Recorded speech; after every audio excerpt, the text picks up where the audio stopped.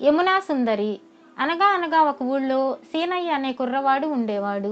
వాడు పుట్టు దరిద్రుడు, రూపసి కూడా కాదు. అటువంటి వాని మొహం ఎవరు చూస్తారు? అయితే సీనయ్య కంఠమెత్తితే గంధర్వగానం ప్రవహిస్తుంది. అతని వద్ద పూర్వులు విడిచిపోయిన ఆస్తి ఒకే ఒక సితారు ఉన్నది. ఆ సితారు మీద శృతి పెట్టుకుని సీనయ్య పాడటం ప్రారంభిస్తే ఆ పాటకు ప్రపంచమంతా స్తంభించి తన్మయమైపోయేది. నెమళ్ళు, లేళ్ళు, నాగులు ఆలకింప వచ్చేవి, మోడులు చిగిర్చేవి. ఇటువంటి అద్భుతమైన గానం ఎన్నడూ ప్రతిఫలం కోరి చేయలేదు సీనయ్య. యమునా నది ఒడ్డున చల్లగాలిలో కూర్చొని తన ఆనందం కోసమే పాడేవాడు. క్రమంగా అతనికి సితారు సీనయ్య అనే పేరు సార్థకమైంది. సీనయ్య యమునా తీరాన్ని కూర్చొని పాడుతూ ఉన్నప్పుడు ఆ గానం అపూర్వంగా ఉండేది. అది విని ప్రజలు జేజేలు కొట్టేవారు.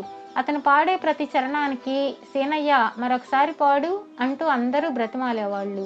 యమునా నదీ తీరాన్ని కూర్చున్నప్పుడల్లా సీనయ్యకు చెప్పలేని ఉత్సాహం పొంగి పొరలి వచ్చేది. అక్కడ అతను మధురాతి మధురమైన గానం చేయగలిగేవాడు.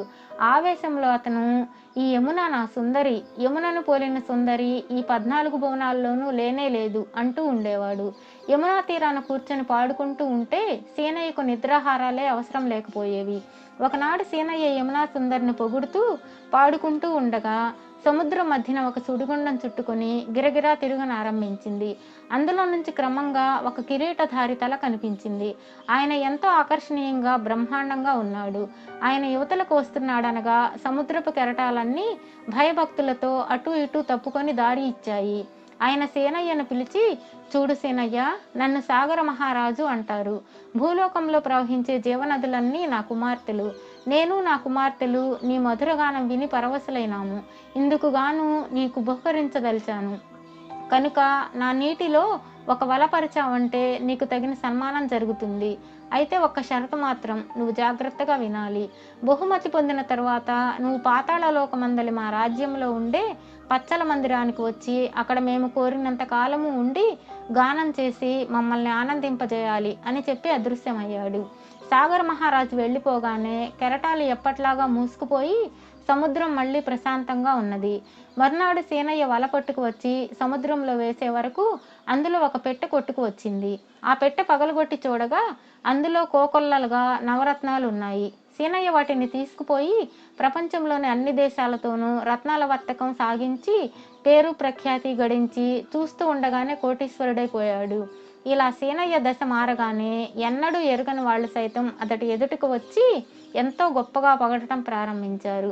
ఎవరేమనుకున్నప్పటికీ సీనయ్యలో మాత్రం కాస్తంత కూడా మార్పు రాలేదు. ఎప్పట్లాగానే సితారు చేత పట్టుకుని యమునా తీరాన కూర్చొని హాయిగా నిశ్చింతగా మధురగానం చేసుకునేవాడు.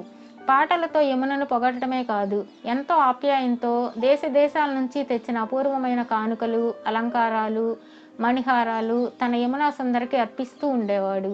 ఈ విధంగా 12 ఏళ్లు గడిచిన తర్వాత ఒకప్పుడు రత్నాల వర్తకం కోసం సముద్రం దాటి విదేశాలకు పోవడానికి సంకల్పించుకున్నాడు సీనయ్య. అది దూరపు ప్రయాణం కావడం చేత చాలా రోజులు పట్టింది. సీనయ్య యథాప్రకారం ఓడ టాపు మీద కూర్చొని యమునా సుందరిని పొగుడుతూ పాడుతూ ఉన్నాడు. ఇంతలో ఆకస్మికంగా పెద్ద గాలి తుఫాను వచ్చి ఓడ నడవడం మానివేసింది. ఎవరికి ఏమీ పాలుపోయింది కాదు. అందరూ కంగారు పడుతున్నప్పటికీ సీనయ్య మటుకు నిశ్చలంగా పాడుకుంటూ టాపు మీద కూర్చునే ఉన్నాడు. అప్పుడు ఓడ యజమాని, ఈ ఓడ పైన ఉన్న మనలోనే ఒక గొప్ప వాగ్దానం చేసి ఆ వాగ్దానం నిలబెట్టుకొని వాడు ఎవడో ఉండి ఉండాలి. వాడి పేడే మనకు పట్టుకొని ఉంటుంది. లేకపోతే సముద్రుడికి ఇంత కోపం కలగదు. వాడెవడో కనిపెట్టి ఓడ మీద నుంచి దింపేస్తే గాని ఈ విపత్తు తొలగదు. అలా మాట తప్పిన వాడెవడో మర్యాదగా బయటపడండి, లేకపోతే మనందరం సర్వనాశనమైపోతాం అని అరిచాడు. అప్పటి వరకు మరో ధ్యాస లేకుండా తన గానంలో లీనమైపోయిన సీనయ్య ఓడ యజమాని కేకలు వినిపించగానే పరుగు పరుగున వాళ్ల మధ్యకు వచ్చి, అయ్యా, ఆ మాట తప్పిన వాడిని నేనే. సముద్రుడికి మాట ఇచ్చాను. ఇదిగో ఇప్పుడే నా పేడ మీకు వదిలిపోతుంది అంటూ తన సితారుతో సహా ఓడ మీద నుంచి ఆ మహాసముద్రంలోకి దబీమని దూకేశాడు. సీనయ్య దూకి మునిగిపోగానే అందరికీ దారి చేసిన సముద్ర తరంగాలు మళ్ళీ ఎప్పటి వలె మూసుకుపోయాయి. అతను నీటిలో అడుగు కంటా దిగిపోతూ ఉండగా చిత్రాతి చిత్రమైన జలచరాలు ఎన్నెన్నో కనపడ్డాయి. వీటన్నింటినీ వేడుకతో చూసుకుంటూ సీనయ్య చివరకు కిరీటధారి అయిన సాగర మహారాజు ఉండే పచ్చల మందిరానికి చేరుకున్నాడు. ఆ మందిరం సీనయ్య కని విని ఎరుగని అలంకారాలతో, ఆకర్షణలతో అపూర్వంగా ఉన్నది. ఏమయ్యా సీనయ్య, నీకోసం మేము ఇక్కడి ఒకటి కాదు, రెండు కాదు, 12 ఏళ్ల నుంచి ఎదురు చూస్తూ ఉన్నాము. మమ్మల్ని మర్చిపోయినావా అనే వరకు సీనయ్య, మహారాజా, నా యమునా సుందరిని తలుచుకొని గానం చేసుకుంటూ ఉంటే లోకమే మర్చిపోయాను. నిజమే, మరి మన్నించాలి అన్నాడు. అప్పుడు సాగర మహారాజు సీనయ్యను ప్రేమతో భుజం తట్టి, ఇప్పుడైతే ఏమీ పోయిందేమీ లేదులే, త్వరగా సితారు తీసి వాయించు అని ప్రోత్సహించాడు. సీనయ్య సితారు చేతబట్టి గానం చేసేటప్పటికల్లా నెమళ్ళు, లేళ్ళు, నాగులు ఆలకింప వచ్చాయి. కిరీటధారి అయిన సాగర మహారాజు ఆ సంగీతానికి తన్మయుడై సింహాసనం మీద నుంచి లేచి నృత్యం చేయసాగాడు. సముద్రంపై నడుస్తున్న నావలు ఆ బ్రహ్మాండమైన కెరటాలలో ఉయ్యాల్లాగా ఊగిపోసాగాయి. ఇంతలో కోటలో నుంచి బిలబిలమంటూ 30 మంది అపురూప సుందరులైన కన్యలు అక్కడికి వచ్చి నిలబడ్డారు. వారిని చూడగానే మహారాజు మళ్ళీ తన దృష్టిలో పడి, సీనయ్య, నీ పాటకు మేమందరము సంతోషించాము.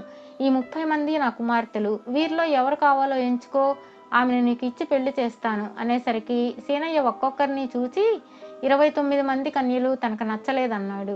చివరకు మిగిలి ఉన్న కన్య వద్దకు వచ్చి, ఈమె ఒక్కతే నా యమునా సుందరిని పోలి ఉన్నది అని తన సంతోషాన్ని తెలిపాడు. ఈ 14 భువనాల్లోనూ ఈమె ఒక్కతే సుందరమైనది అన్నాడు సీనయ్య. ఆమె కిలకిలా నవ్వింది. ఈ నవ్వు అచ్చం నా యమునా సుందరి ప్రవాహ ధ్వనిలాగే ఉన్నది అని పొంగిపోయాడు సీనయ్య. మరి కొంతసేపు పరికించి చూడగా సీనయ్య దేశ దేశాల నుంచి తెచ్చి యమునా నదికి అర్పిస్తూ వచ్చిన ఆ చిత్రమైన మణిహారాలు, అలంకారాలు అన్నీ ఆమె ఒంటి మీద కనబడ్డాయి.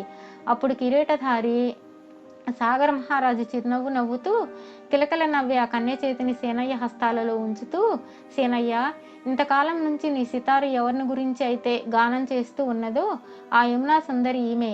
నీవు ఇచ్చిన కానుకలన్నీ ఆమె అందుకుంటూనే ఉన్నది. చూడు, మీరిద్దరూ ఈ పచ్చల పందిల్లోనే హాయిగా ఉండండి అని దీవించి ఇద్దరకు వైభవంగా వివాహం చేశాడు.